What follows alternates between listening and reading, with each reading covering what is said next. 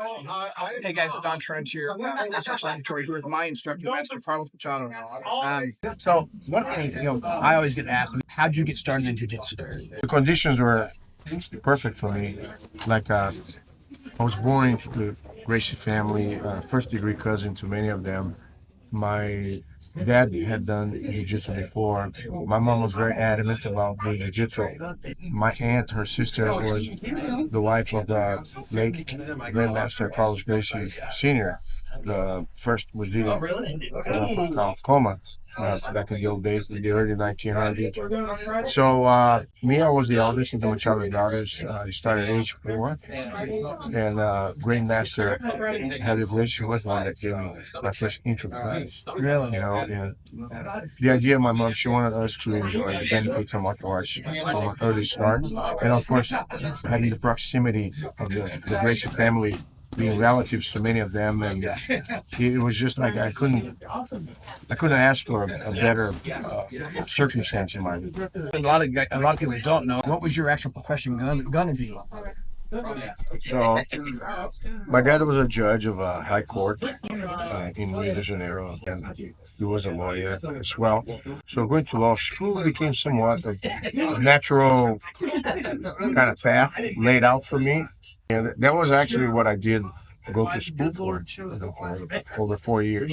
I used to be a lawyer, but it's kind of hard to replace the gi for it, believe me. And my dad was very understanding of that. You've been doing it your whole life, right? How do you feel that jiu-jitsu, Brazilian jiu-jitsu, has really changed and developed over the past since you started? Yeah, expansion was massive. The UFC, with the first Gracie Academy, my brothers and I coming to America, and then now America becoming a powerhouse, and me coming to Texas. So there's so many eventful moments that took place, but how do I see jiu-jitsu? Jiu-jitsu for me is universal. You can't get away from the root. You can't get away from the foundation. But it's beautiful because you can build on top of it. And nowadays you have very accomplished grapplers, diverse backgrounds that join forces with what the original founders had in mind, which was to refine and evolve. Like I said, the mat never lies, and the ground should be your friend, not your enemy. So don't steer from it. It's interesting part because the way I've got into it, I'm looking to get every shape, and wrestling and boxing my whole life. Happened to find you. We call you. I don't think you call yourself this. We call you the Godfather of Jiu-Jitsu in the Southwest. Mm-hmm. Can you explain really how you wound up in Texas? Back in Brazil, I was there up to the point that I formed as a black belt instructor, up to brown belt, possibly. Then I was in California for 5 years. I had purple belt, almost on the cusp of being brown. And definitely after I came to Texas in late 95, I said, I'm not going nowhere until I get my own black belts. So that's kind of like it was a motivating thing here. I'm going to settle, but I couldn't settle before then. It was a culmination of circumstances that led me here. But like I said, it was a kind of a pride thing. Okay. Well, you say that. I think one of the things that's actually on the wall here. I give you credit all the time, but there's a thing about ego, right? What would you tell young kids, like the two right here today? What would you tell them about getting into jiu-jitsu? What do you think the benefits are to them long term? I believe all of us have a hero within that we're unaware of, and sometimes conditioning, peer pressure, influence of the culture.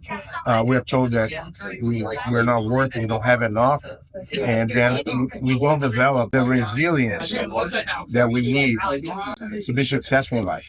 And I think jiu-jitsu, more than any other art, because it's a gentle art, it gives you space for you to grow at your own pace.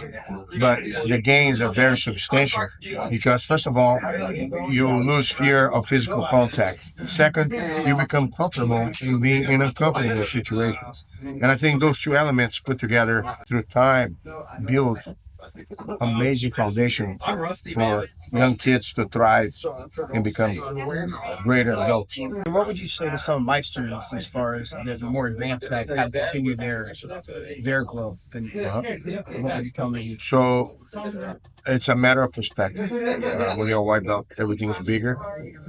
As you evolve into blue and higher belts, you see the things that you may not have been aware of, or you're not prepared to see. You didn't have the eyes to see. And I was mentioning the invisible jiu-jitsu part. It was always there, but your eyes were not ready yet to see. And so I think it is in the smaller stuff that you're going to really fine tune and discover and rediscover jiu-jitsu.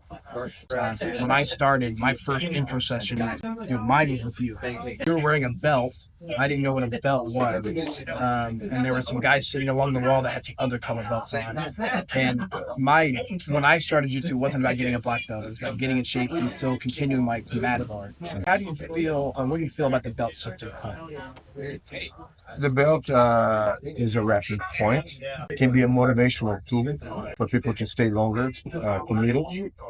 But I'm a believer that the belt doesn't make you. You make the belt. And if you go back to the roots of jiu-jitsu, there was no belts. Right.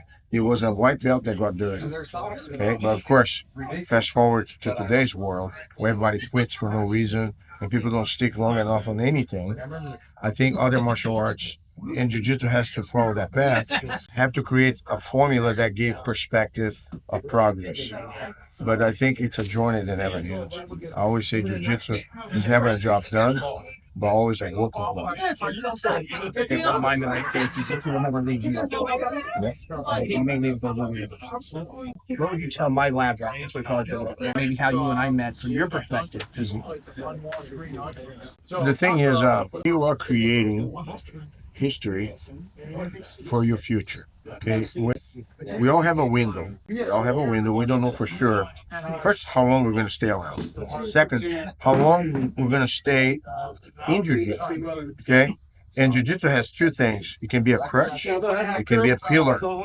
And I think it's a pity for the students sometimes not to invest themselves long enough until it becomes a pillar. Because you have the social component, you have the mentorship of instructors like yourself, and you have a level of camaraderie, and you have families that train together. You give back so many positive elements that when people think about it, it's missing in several other areas.